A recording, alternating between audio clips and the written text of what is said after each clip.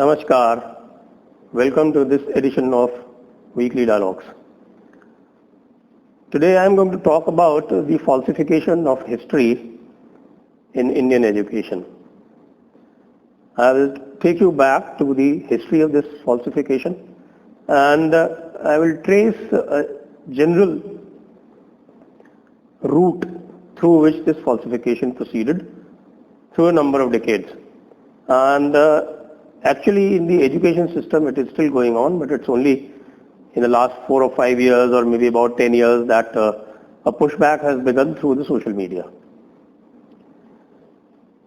It begins with the establishment of Aligarh Muslim University. As you know that the Aligarh Muslim Oriental College, or rather the Anglo-Muslim Oriental College, was established in 1867. And after Madan Mohan Malviya had established the Banaras Hindu University, it became a matter of prestige for the Indian Muslims also to convert this Aligarh Muslim Anglo-Oriental College to a university. And in 1920, Aligarh Muslim University came into existence. The Anglo-Muslim Oriental College got converted into Aligarh Muslim University. It of course derived its strength from the founder Sir Syed Ahmad Khan, who is hailed by a number of people, especially the falsifiers of today's history, the leftists. They call him a great reformer. What was his reform?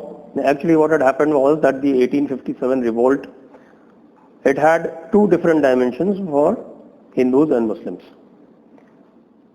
For Hindus it was a true struggle for independence, whereas the Muslims had taken their clue from Shah Waliullah. Who was Shah Waliullah? Shah Waliullah was son of the person who had written the Fatwa-e-Alamgiri. Fatwa-e-Alamgiri is a very important document. Fatwa-e-Alamgiri is supposed to have been written at the behest of Aurangzeb. And a number of people regard this as an authentic command to them, true fatwa. They also regard Aurangzeb as their wali. And being their wali, he had the authority to dictate this fatwa to them. So this Fatwa-e-Alamgiri's author's son was Shah Waliullah. Shah Waliullah found, when he got into his adolescence and adulthood, that the Mughal Empire had collapsed. In fact, the Mughal Empire had started collapsing right in the 1670s and 1680s. It was because of Shivaji that Aurangzeb had to spend the last 40 years of his rule in the Deccan, and that actually spelled the end of his empire and Mughal Empire, and not only the end of the Mughal Empire, also complete collapse of the Mughal Empire. To tell you the truth, it happened in the lifetime of Aurangzeb. Queen Tarabai actually chased him when he was trying to retreat to Burhanpur, and it was during that chase that he died in Ahmednagar, and a lot of his army actually got destroyed in that process. So the great wali was actually I would call not a retreater, but he was the great fugitive at the time he died, and that was 1707. Immediately after 1707, the collapse set in. The Marathas started gaining ascendancy, and in about 30 or 40 years they had complete hold over Delhi. In fact, the Delhi emperor, he was no longer emperor, and you must have heard that famous adage about Shah Alam, Shah-e Alam, Aj Dilli Tap Alam. That Shah-e Alam, the emperor of the world, his territory extends from Delhi to Palam. That was the extent to which the Mughal Empire had been reduced. Maratha flag used to flutter proudly along with the Mughal insignia from the Red Fort. It was at that time that Shah Waliullah started his frenzied courting of outside Muslim sultanates, outside Muslim kingdoms. He was the one who ultimately got Ahmad Shah Abdali, then the Rohilla chieftain or the Rohilla ruler of Rohilkhand, Najibullah, and the Shia ruler of Awadh, Asafudullah together. The result was the Battle of Panipat in 1761. In the Battle of Panipat, Marathas were defeated, but that defeat was temporary. Within a few years, within less than a decade, they had again established their ascendance, and not only established their ascendance, they actually went right up to Attock, and it was truly said that that was one time when Marathas were ruling from Attock to Cuttack. Under these circumstances, Shah Waliullah's son was Abdul Aziz. He continued that education of the Indian Muslims.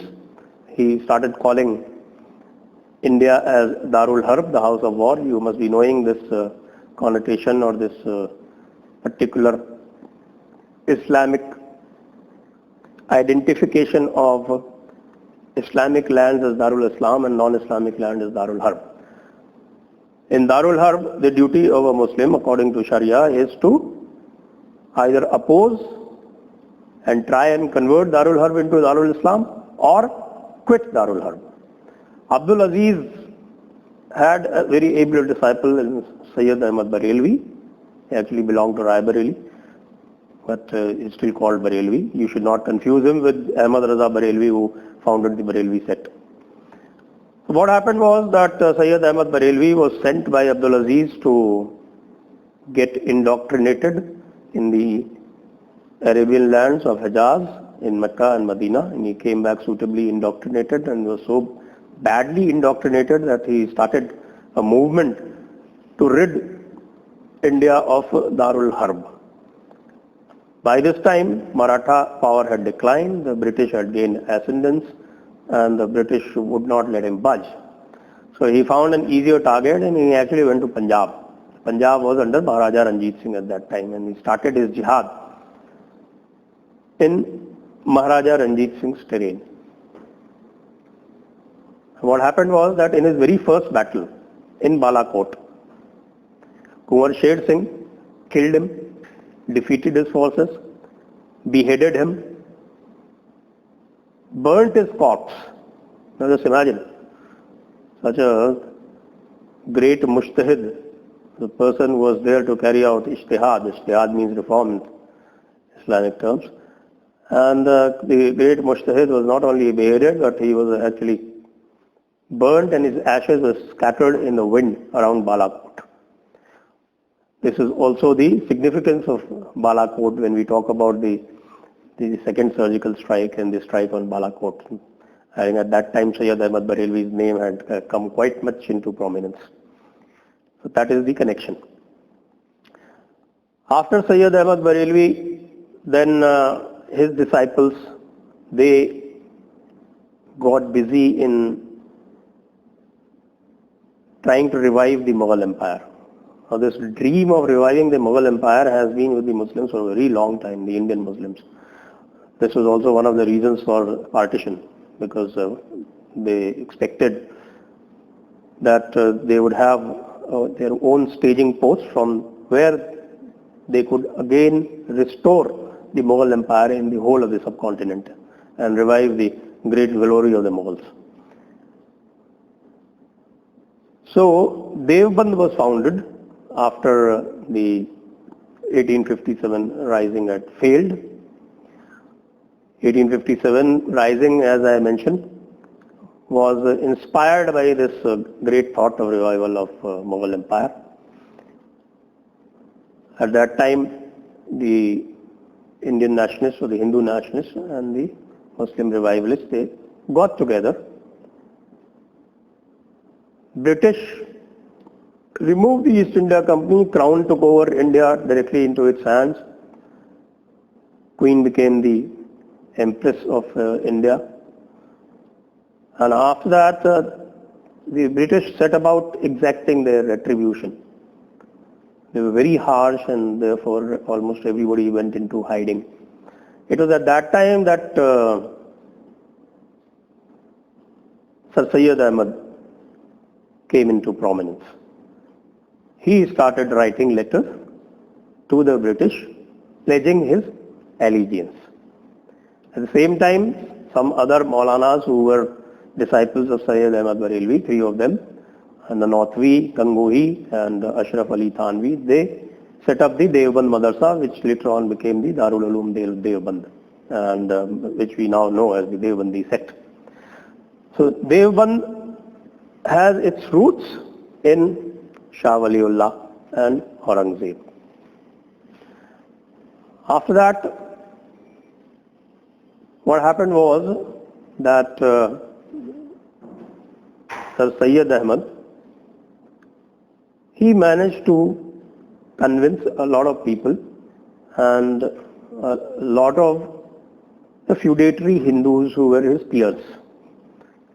Because he was himself a feudal. He got a lot of assistance from the Hindu feudatories. In fact, the Aligarh Muslim University land was also donated by a Hindu zamindar.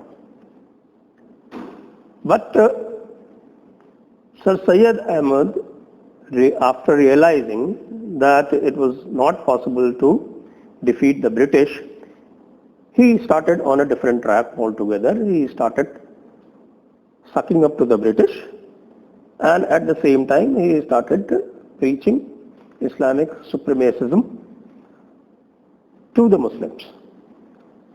And he talked about ijtihad or reform. That was a reform in a very limited sense, because the real ijtihad that had happened in the Islamic world had happened in the 8th and 9th and 10th centuries, when people had actually tried to reinterpret the Quranic edict and had tried to find out immanence of divine within the Quran.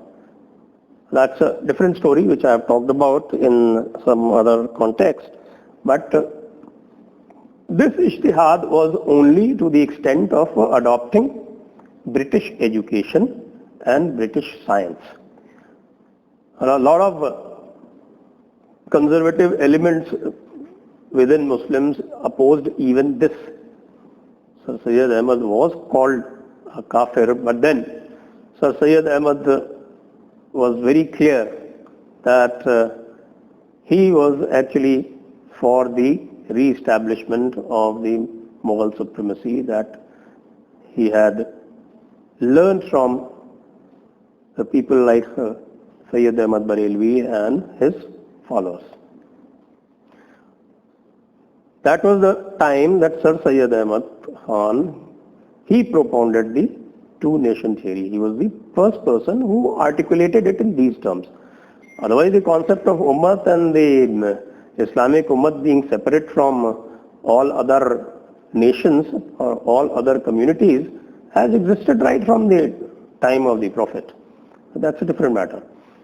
Then Sir Syed Ahmad was followed by Muhammad Iqbal. Then came this Aligarh Muslim University, and this Aligarh Muslim University, a certain school of history called the Aligarh School came about.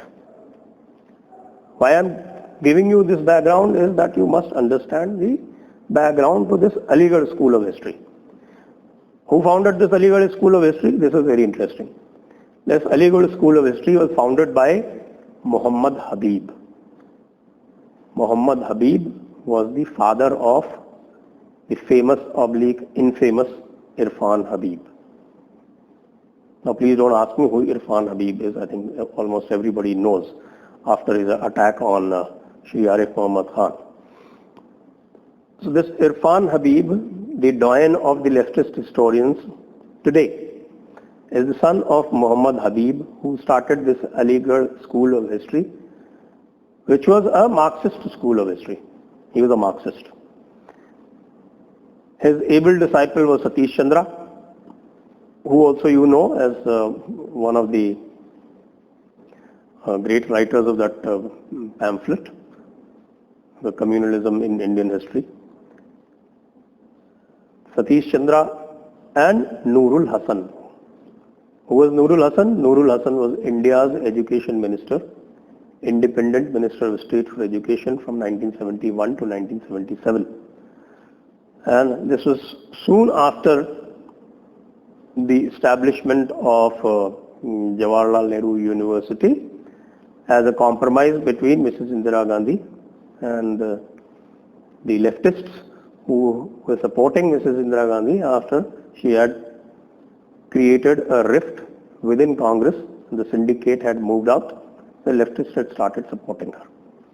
But we are getting a little ahead of ourselves. So this Aligarh School of History started a very insidious and a very effective subversion of the history that was written by the Indians, especially during the Renaissance period. We count the Renaissance period from about 1860, after the First Indian War of Independence of 1857. And we had such great luminaries as Jadunath Sarkar, as R.C. Majumdar, and great history and great history writing, very, very focused, very, very rigorous methodology of historiography being adopted.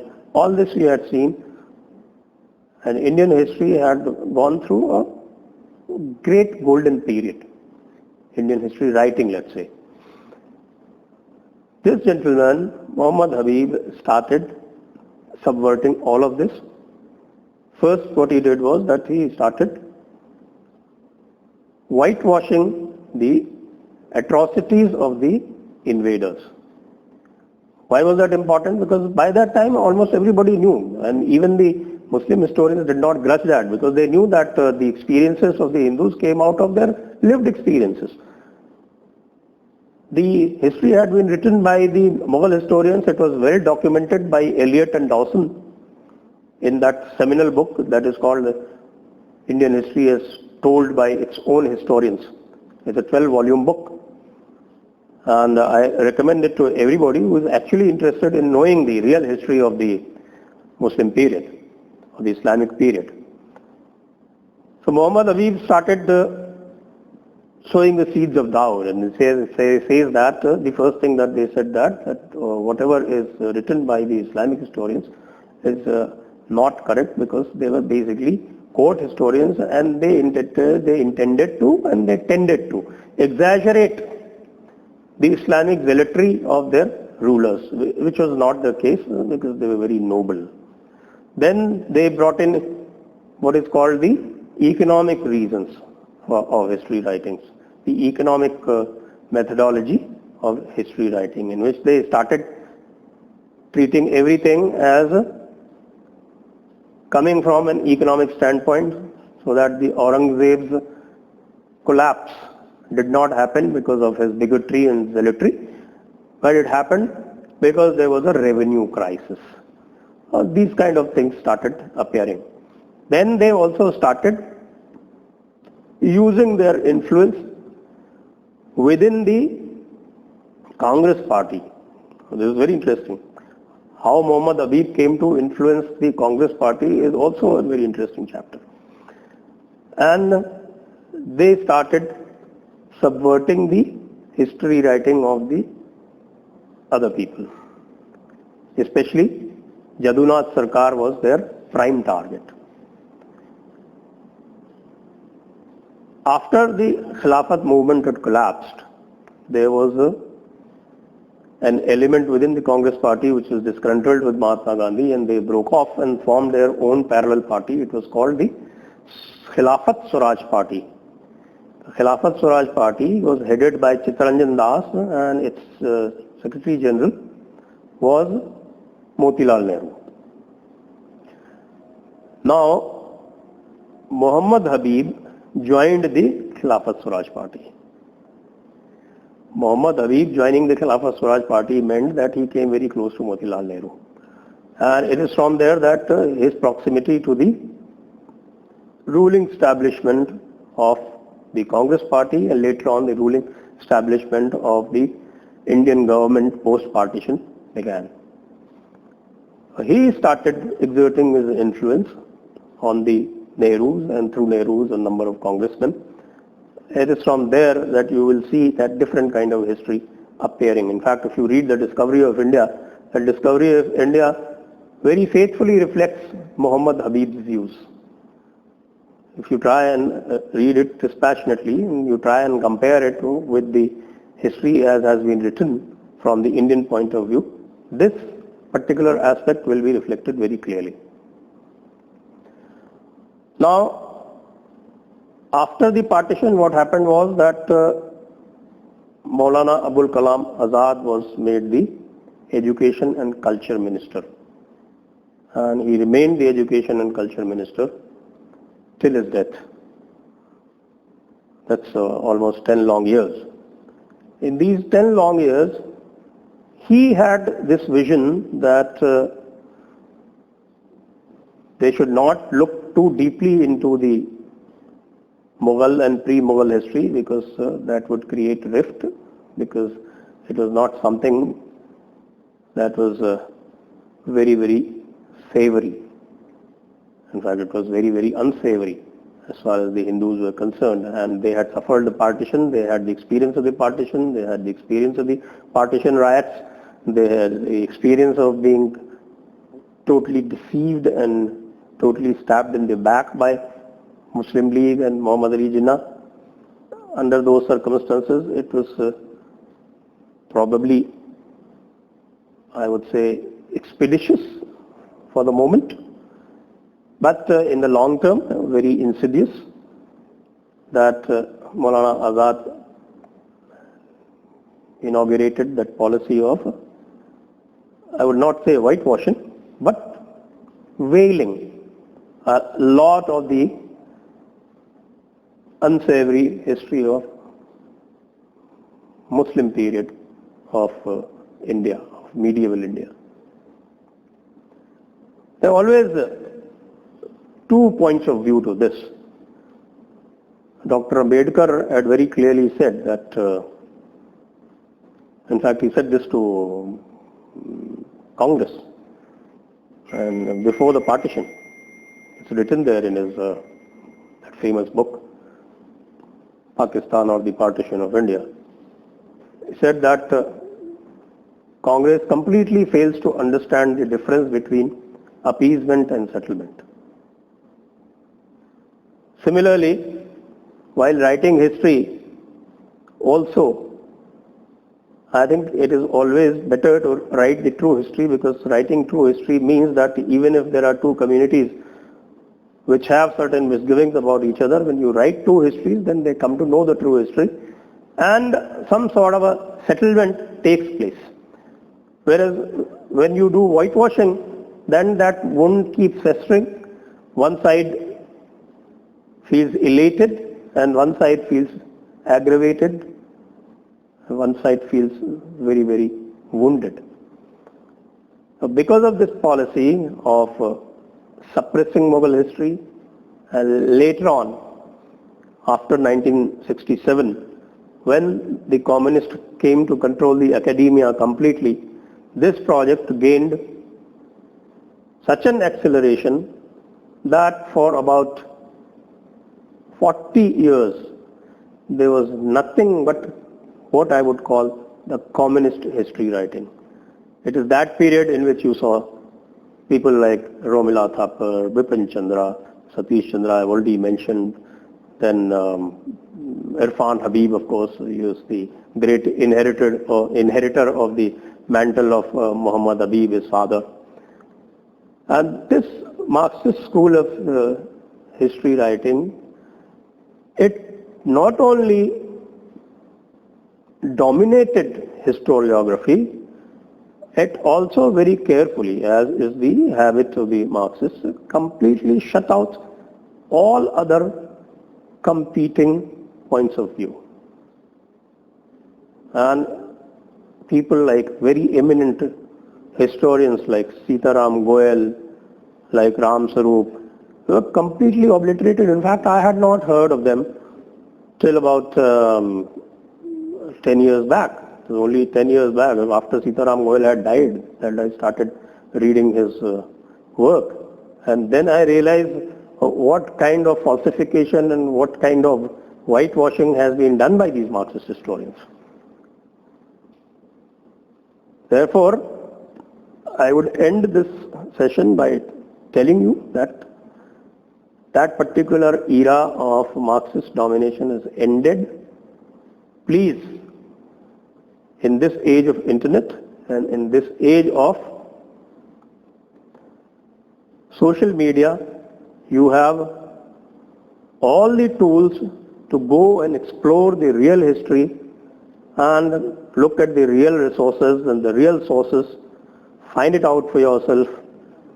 Look at people like Jadunath Sarkar, look at people like Ishwari Prasad, people like R.C. Majumdar, go through their works, look at the works of Sitaram Goel, look at the works of Ram Sarup, look at the works of people like H.V. Seshadri.